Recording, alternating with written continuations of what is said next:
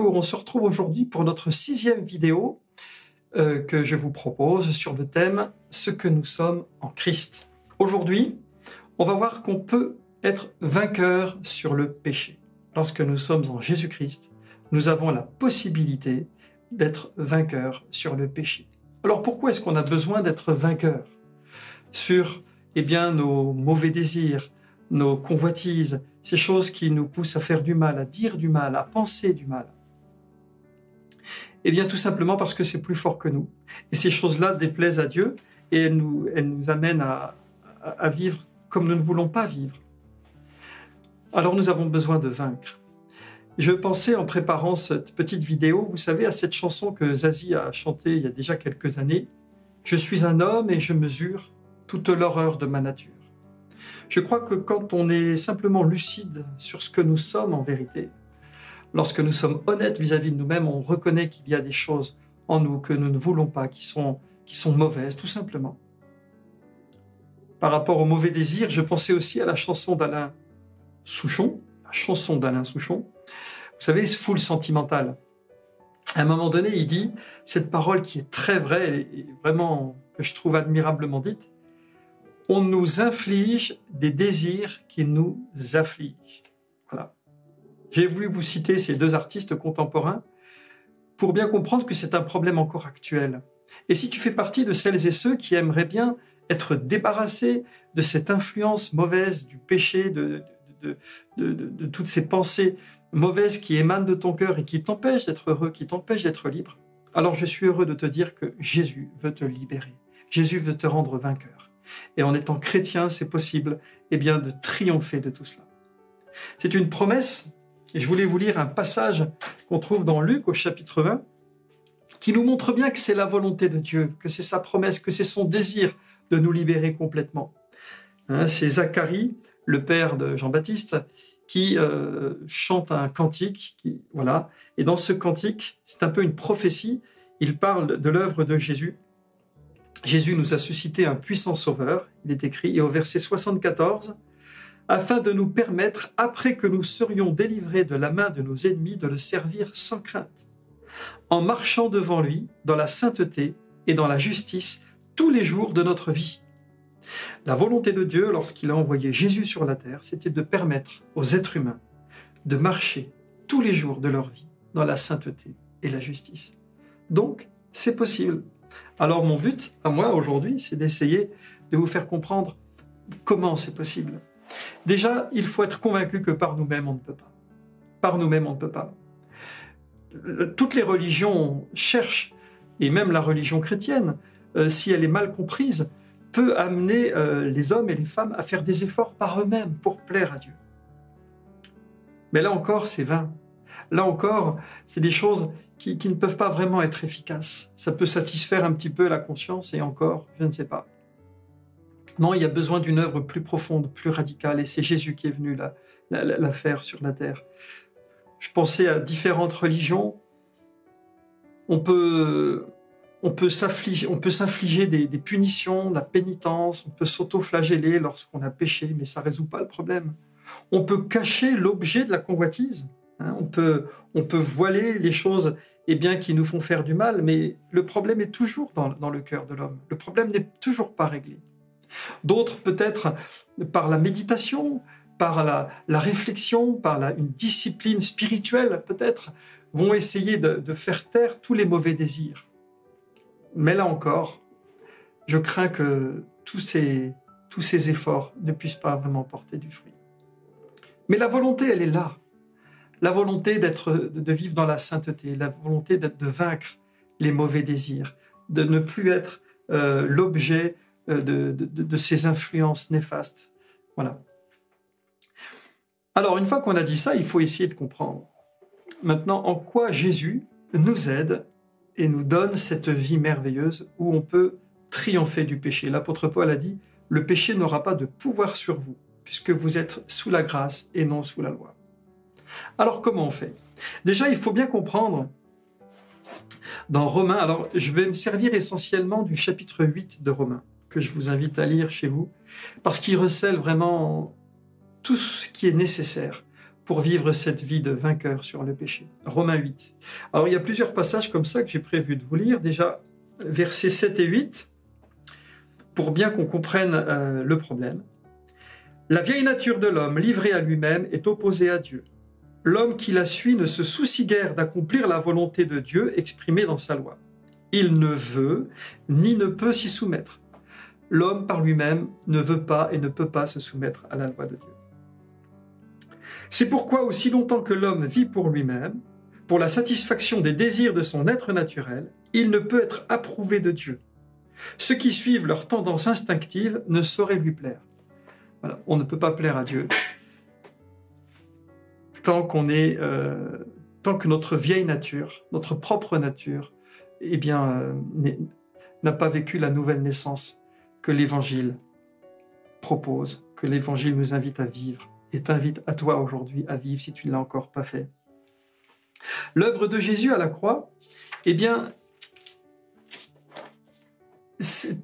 est là pour nous libérer. Il faut bien comprendre que Jésus lui-même était saint. La Bible nous dit qu'il a été tenté comme nous en toutes choses sans commettre de péché. Et quand Jésus mourait sur la croix, c'est écrit dans le passage que je vais vous lire là dans Romains 8, quand Jésus mourait sur la croix, c'était une manière que Dieu avait de nous montrer ce que notre chair mérite, mais que la chair, avec ses mauvais penchants, était définitivement vaincue par Christ et en Christ. Laissez-moi vous lire encore quelques versets de Romains 8. Romains 8, versets 1 à 4. Mais maintenant, il n'y a plus de condamnation pour ceux qui appartiennent à Jésus-Christ. Si nous sommes unis à lui, nous n'avons donc à redouter aucune sentence contraire. Car nous vivons à présent sous un nouveau régime, celui du Saint-Esprit. Cet esprit nous donne la vie qui était dans le Christ Jésus et nous introduit dans la communion avec lui. Cette puissance vivifiante de l'esprit me soulève hors du cercle vicieux du péché et de la mort, et cet ordre nouveau me permet d'échapper au régime du mal qui me menait à la ruine. Car ce que la loi s'est avérée incapable de réaliser, donc la religion, Dieu lui-même l'a fait. Les commandements, en effet, n'ont pu produire en nous une vie sainte. Pourquoi ? La résistance de notre être instinctif les paralysait. L'impuissance de la loi est due à la faiblesse humaine. Ma volonté égoïste est plus forte que les préceptes. Mon désir de jouissance leur ôte toute force.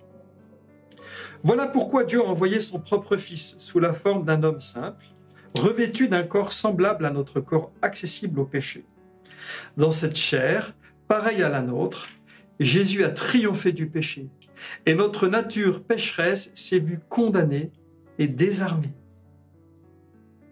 En offrant sa vie en sacrifice pour le péché, il a brisé le joug du mal. Désormais, une vie juste, conforme aux exigences de la loi, devient possible.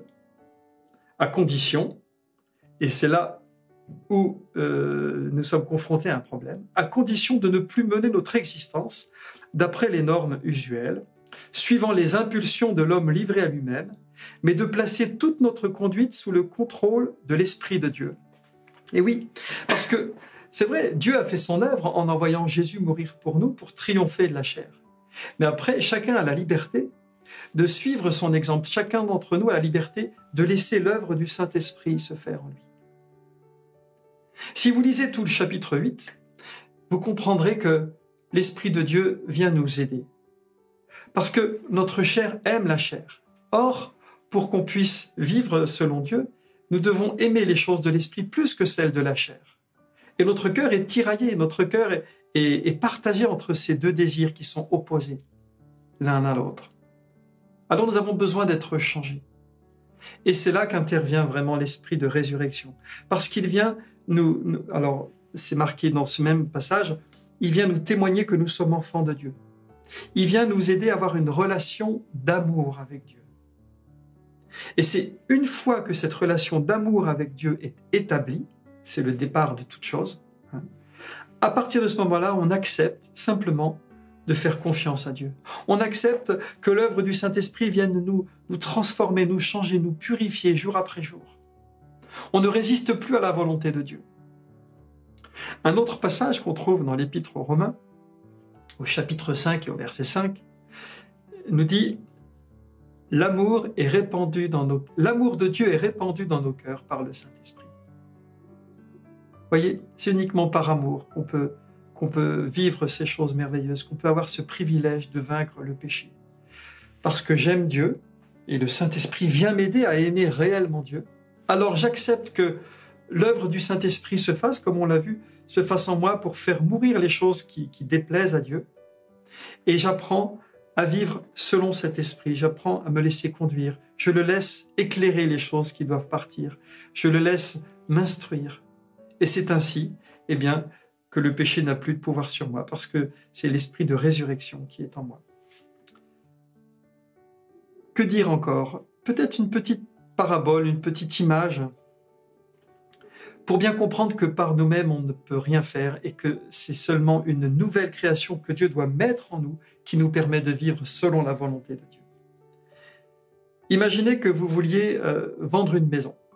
Vous avez une maison, une petite maison, mais vous n'arrivez pas à la vendre. Et un jour, quelqu'un vous dit « Eh bien, je vais venir visiter votre maison, je vais voir votre terrain parce que ça m'intéresse. » Alors vous faites quoi? Eh bien, vous allez la nettoyer, vous allez la rendre vraiment propre, vous allez peut-être, si vous avez le temps, changer quelques tuiles cassées, réparer quelques fissures. Vous allez faire en sorte que l'acheteur, quand il viendra, soit séduit par la maison. Et un jour, il vient, vous avez fait le ménage, vous avez tout nettoyé, vous avez réparé ce qui était cassé. Mais l'acheteur, il vous dit, bon, vraiment, votre terrain m'intéresse, je vais vous acheter votre maison et tout le terrain qu'il y a autour, mais vous inquiétez pas, votre maison, en fait, on va la détruire, parce que je vais construire une autre maison à côté. Alors là, vous dites, j'ai fait tout ce travail pour rien. Et l'acheteur vous dit, oui, je vais garder quelques matériaux qu'on va récupérer de cette vieille maison. Tout ce qui est noble, tout ce qui est bon, tout ce qui est beau, va servir pour l'autre maison, mais il faut que je reconstruise une autre maison. Cette histoire, cette parabole, illustre bien ce que Dieu veut faire avec nous. Nous-mêmes, eh bien, naturellement, on essaye de s'améliorer, on essaye de se changer nous-mêmes, on est prêt à faire beaucoup d'efforts pour être mieux. Mais Dieu nous dit, ça ne sert à rien, la chair ne peut pas plaire à Dieu, ce n'est pas possible, elle ne peut pas. C'est même pas qu'elle ne veut pas, c'est impossible. Donc il faut une nouvelle création. C'est pour ça qu'on parle de nouvelle naissance. Et c'est cette nouvelle maison, pour revenir à cette histoire, cette nouvelle créature qui, elle, va grandir en nous, inspirée par l'Esprit, conduite par l'Esprit, nourrie par l'Esprit de Dieu, qui va permettre d'établir une relation d'amour avec Dieu. Amen. Et cet amour fait que nous ne supportons de moins en moins et nous ne supportons plus, d'attrister Dieu, de laisser dans notre vie des choses qui l'attristent, de laisser des choses qu'il désapprouve. Et par la repentance, par la lecture de la Bible, par la prière, simplement en veillant à faire ce qu'il nous demande, alors petit à petit, son œuvre se fait en nous et nous pouvons vaincre le péché. Voilà, ce n'est pas une fatalité. Qui que tu sois, je veux que tu saches qu'en Jésus-Christ, nous sommes vainqueurs sur le péché et que cette vie, elle est possible pour toi. Voilà, je suis heureux d'avoir partagé cette belle vérité et on a encore des choses à voir. Alors je vous dis à la prochaine vidéo. À bientôt.